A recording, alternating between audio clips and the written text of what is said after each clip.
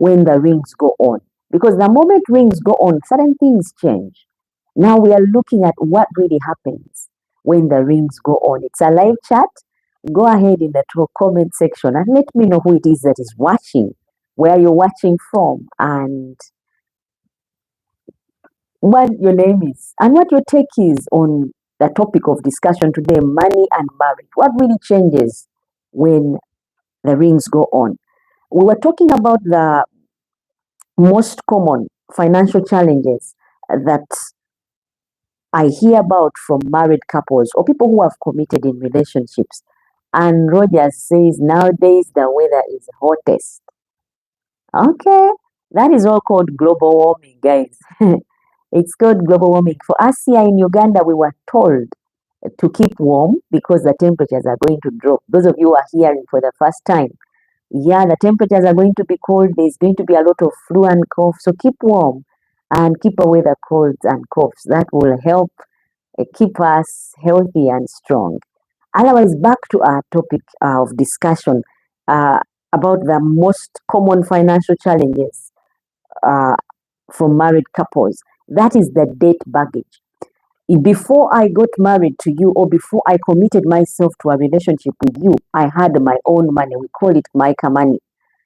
I had my own money. You have your own money. Your spending habits are different before you meet me, and my spending habits are different. Now, there is the debt baggage. Some people have a habit of taking loans. I was talking to someone even today, and that person was saying, me, I can never do life without a debt. I always have to borrow. Nowadays, they brought it closer. I don't have to fill in forms. I just press a button on my phone and money comes, and I can do whatever it is that I want. And then I realized these people are borrowing money, not because they need it to do something, but because it can be given to them. So that debt baggage, once we get into a relationship, is something that also kicks us in the face. Because you didn't expect your partner to have that nice car that drew you to him, probably, and it's on loan. That house that he's living in, and it's on loan. So there's that debt baggage from student loans, from car loans, credit cards, and family loans. Some people have families that loan them money to go and study or start up businesses. And then when you meet in life, and you think this is it for me, this is the person I would want to get married to, I want to read some comments, guys, as and when they drop in. And Roger says, Mommy, men and women can be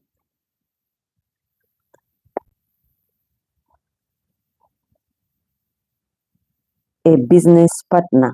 Yeah, they can be business partners, but it has also to be set from the initial stages of the relationship. If you start a relationship, you need to consider me as one. Men make this mistake of you meet this girl that you like, and then you act as though you have all the money in the world. So some ideas are planted in us into thinking, my goodness, with this guy, I'll have no financial worries. So guess what we do when we meet our parents? We tell them, I found myself a man. And this man, and the parents are like, how is he? Oh, he's well to do. He's an investor, an international investor. When actually you are a you are a sports betting person. You bet on horses, you bet on dogs, you bet on chickens, and anything in between.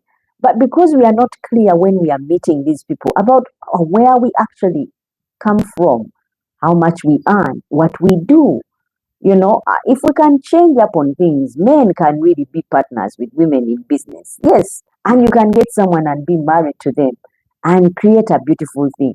But the thing is, when you men are interested in girls, you tell lies and you present accounts that you don't have. You act as though money is not an issue. You just say the thing and it will be there. And that is also bad because it's leading on. And once we get married, and I find we are always straining the stamina to stay with you, especially if I was weak at being, in a poor setting, I will leave. That's why many relationships are breaking. That's why many marriages are failing, because we go in with different expectations, and those expectations don't help us at the end of the day. So this is my take, guys. Be real. Find this girl that you like. Tell her this is how much sometimes you men pause when actually you're from hand to mouth. you survive for that day.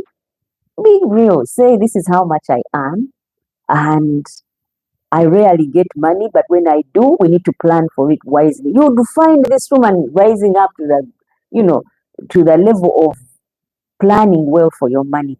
And whether it's a relationship, whether it's a marriage, you would get a different person at the end of the day. But then if I find out that even the house that you bragged about that you've got is on credit, and the moment we get married, they are coming, we need to start paying, depositing on those installments of the loan for the house, then disappointment has started in early. Chances are we've not even given our relationship time to survive, and we are already going to be at loggerheads with each other because of what my expectations were and what you've really presented. So guys, think twice about that one.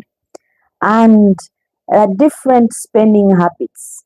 One of you might be might one of you might splurge, and one of you might be a hoarder.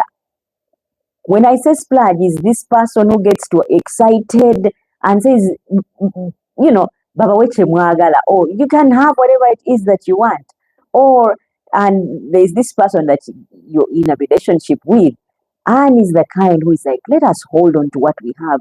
We don't have much, and it may not be here. We need to really first get these things out of the way before we get other things. So there is that dynamics as well about relationships, when there is one who splurges and then there is one who hoards. They don't spend unless they've really, really evaluated and they see it's worth it. Yeah. Now, lifestyle inflation. The desire to upgrade your life right after the wedding. We tend to have that as ladies, and it is wrong. You think now that you're married, you're supposed to go back to your people with a new car. You're supposed to have different things altogether, better clothes, better shoes, better hair, because now that you're married. That is called lifestyle inflation. You all of a sudden think because you are married, you should be wearing clothes that are a certain level. You should be driving a certain car, having a certain phone. That is all lies. And it has also contributed to even the failing of our relationships. Now, financial secrets as well are part of those things that cause our relationships to crumble, or even our marriages to crumble. Hiding purchases, or worse, hidden debts. I'll give an example. I have a debt I acquired before I met you. And then, once we get married, I don't reveal it. I never tell you about it, but it's there. You see me driving this car, you sit in it, but I never tell you about that. The day you find out that the car lenders are coming for it, that's when you realize I really had nothing. Because even the house we live in, you're the one paying for it. And even the car we are driving that you thought I had. I know of a girl who thought the man she was with was really loaded, because some of us girls tend to be so money minded. We tend to be so money minded where I get involved with you because I see the kind of car that you're driving. Then, according to my gauging, you can maintain me, you can sustain me, and so I come full gear because of the car that you have. But the day I get to hear it wasn't actually yours, it's still being paid for, that can break us in a marriage or relationship. So hidden debts shouldn't be one of those things that we indulge in, guys. I've seen people get into serious fights because they bought a new phone without telling their spouse. We are dating or we are married, and then I find you with a new phone and I'm wondering, we don't even have money for lunch. Where did you get this money? How is it that you are able to have such a phone when we can't even afford lunch? So there are couples that fight over certain things simply because they were not revealed in the beginning. Sometimes these fights aren't about money at all. They are just about trust and honesty. Let me know that, you know what, this is how much I earn. Per month, this is how much we're supposed to be looking at. But you not being forthcoming and letting me know how much you really have, painting a different picture of what finances we have in this relationship, and me finding out at the end of the day that you know what, we have nothing. That can break our relationship. It really can. So it's something that we need to take serious. And I want to know what you think. If you've ever argued about a purchase in your relationship or marriage, tell me in the comment section. Let me know who is watching, guys. It's a live chat. Go ahead and drop in the comment section what you think, or what is your experience. Have you ever argued over a purchase in your relationship? Let's normalize this conversation by you letting me know, sharing your bit of life. Okay. Now I want to highlight some stories, but that came in from you, the listeners. They came in on my WhatsApp. Becky said from Nairobi, after marriage, I found out my husband was still paying off a loan from years ago. It felt like a betrayal, but we worked through it with transparency.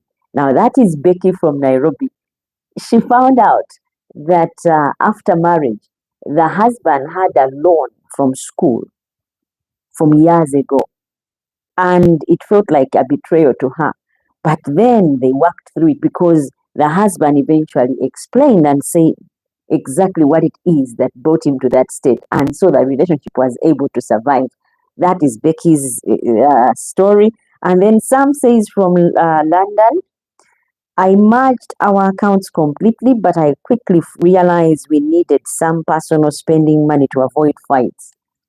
That is Sam from London.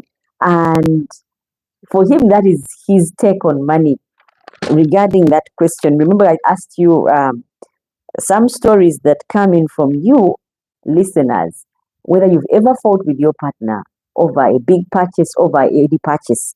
And so we've heard from Becky in Nairobi and Sam from London who said we merged accounts completely, but I quickly realized we needed some personal spending